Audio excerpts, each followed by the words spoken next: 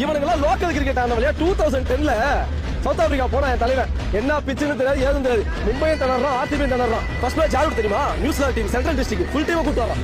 புரியுதுங்களா? அடிக்கிறான் அங்கேயே. முடிச்சுட்டு அடுத்த மேட்ச் யாருக்கு தெரியுமா? வயாபா ஜெயவர்தனே ஸ்ரீலங்கா டீம் கூட்டு வரான். இதெல்லாம் டோர்னமெண்ட் டீம், CL T20. சில தற்கூரிக்கெல்லாம் தெரியாது. அதே அடிக்கிறான். மூணாவது மேட்ச் விக்டோரியா கூட ஃபுல் ஆஸ்திரேலியன் கோடு, ஆரியன் ஃபின்ச் கேப்டன். ரொம்ப கஷ்டம், டிராப் பண்ணோம், சூப்பர் ஓவர்ல போய் தோத்தோம். நாலாவது மேட்ச் யார் தெரியுமா? நாலாவது match warriors south Africa team, அவனையும் அடிச்சோம். ஓகேங்களா? ஆனா வாரியர்ஸ் என்ன பண்ண தெரியுமா? ஏமன்ல நான் தான் ஜெயிப்பிட்டு உண்மையிலேயே போயிட்டு டஃப்பான டீம் சவுத் ஆஸ்திரேலியா ஜெயிச்சுட்டு திரும்ப வந்து ஃபைனல் நிக்கிறாங்கல்ல.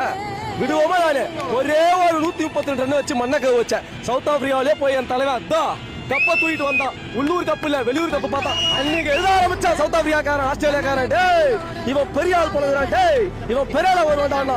அடுத்த வருஷம் வேர்ல்டு கப்பு என்ன கப்பு பார்த்து பார்த்து பார்த்து எங்க ஃபேன்ஸுக்கு வெறுத்து போச்சு.